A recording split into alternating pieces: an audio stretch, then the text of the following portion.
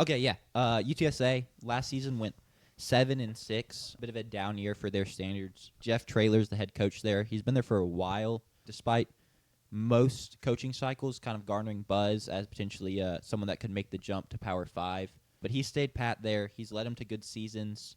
And so even though they were 7-6 last year, there's someone that I think could take a jump. Why?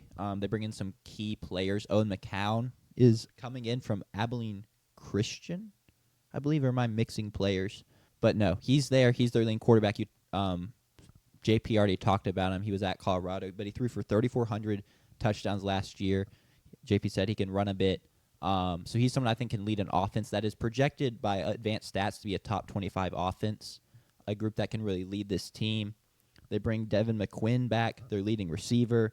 Robert Henry's in-house. He had 700 rushing yards last year. A name I want to throw out, because my favorite thing about Group of 5 kind of previews and just looking around is the names you find that, like, oh, they're there. Shadrack Banks or Shad Banks. I don't know if either of y'all know the name. I do not. All right. It's a bit of a lore dive. I'm going to take y'all down. There's an elite high school in Houston area called North Shore. Have y'all heard of that? It sounds familiar. All right. They win state championships all the time. Denver Harris is a guy that was from North Shore. They're churning out guys. A&M for 19 years did not land a guy from North Shore. Shadrack Banks is finally the first player we land from North Shore as a wide receiver. He comes in like 40 pounds overweight, and we try and convert him to linebacker, and he leaves the program. Like, doesn't even, like, he's not even, like, on the bench for a game for us. So it was like, did we really get a player from North Shore? Goes to TCU, and what do you know? They convert him to a linebacker because that's he what can't play. Yeah, he can't. He's too big now. Didn't play a ton last year, but had 40-plus tackles in 2023 and has now transferred from TCU to this UTSA team, where this is a spot I think he actually could thrive. It's a step down, maybe a little bit from the competition at TCU, but I think he's someone that he's projected to start at the linebacker spot, potentially lead this team. They're also a team that relies heavily on their tight ends. Look for a guy like Houston Thomas, who had over 400 receiving yards last year and just caught a lot of passes as a security blanket for Owen McCown. Defensively, it's going to see it wasn't great last year, but they're bringing in a lot of transfers. Shad Banks being one of them, I think, could make an impact. The thing that really stuck out to me, though, as why I thought they could be the team, a Group of 5 team to make the playoffs, is their schedule. They have a couple key games, the biggest one being A&M. First week of the season, they go to A&M. So they have a chance to, if they can win that game, pull off the upset, that gives them that marquee win to kind of, give their schedule some glamour and their resume some glamour in the eyes of the committee. Week 1, too, so A&M, maybe doesn't have everything figured out. Even if they don't, if A&M is good, you think of Boise State last year, They a keep big it part of close. their resume was that they only lost by 3 at Correct. Oregon. And if they can keep it close with A&M, that immediately, for a Group of 5 teams, that becomes a huge part of your resume. I'm going to say the same thing about Boise later. It's a great point. So, yeah, even if they don't win, if they go and put on a show, keep it close, make it a game where people have to tune in the third or fourth quarter, get eyes on you. Owen McCown can maybe have a good game. That offense can show that the preseason hype is deserved.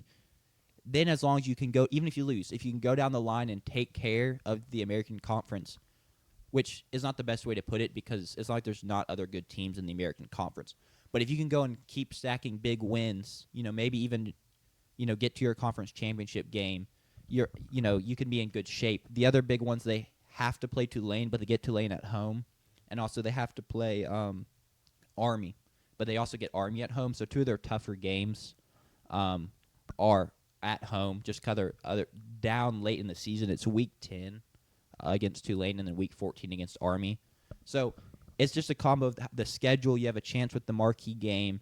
Their offense, I think, is going to be really good, and it's a head coach that has kind of made noise before in the postseason, whether in bowl games or even just, conference championship games. He's someone that's been there before, and I think he could lead the group. Yeah, and the Alamo Dome is no joke either. No. That's a great home field advantage, and if the Roadrunners are in any contention this year, it will be a great home field advantage for them.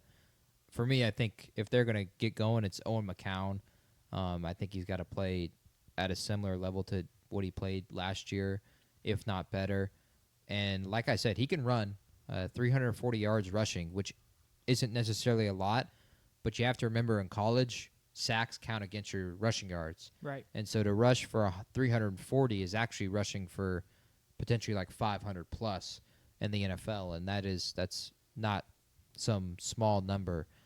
So I'm curious to see if that'll play out again for the Roadrunners this year. To see big games potentially in the Alamo Dome would be really cool. And then week 1, I think we'll all be watching that game, A&M and the Roadrunners. So that'd be interesting. Do you know what time that game is at? Let me look it up real quick. And yes, to answer chat, we do read chat. So if you taught something in there, we will probably get to it at some point. It really does all hinge on Owen McCown. That was smooth, Jack. Plus, thank you.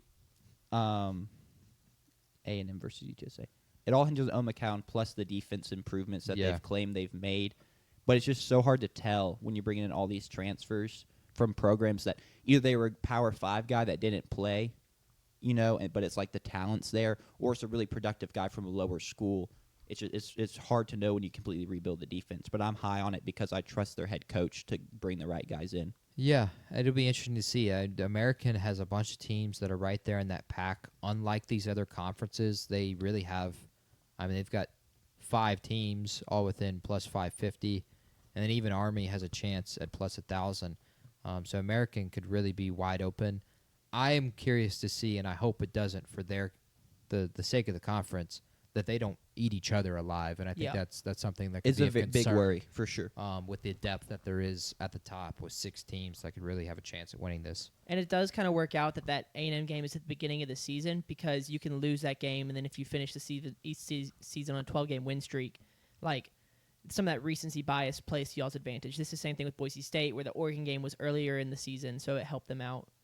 So I'll be interested to see how that goes. Y'all also you don't have another P4 opponent on the schedule, so that's huge. Correct. It will say, as much as we've talked about, that's the chance to shine. If you go and A&M dominates you, you're kind of, I guess unless you run the table, but even with that, you're kind of out of the running for that spot almost entirely. If you finish 12-1, and finishing 12-1 even as G5 at that team. point, I don't know if it's really in your hands, and I think it depends on what a Boise State does or something like that.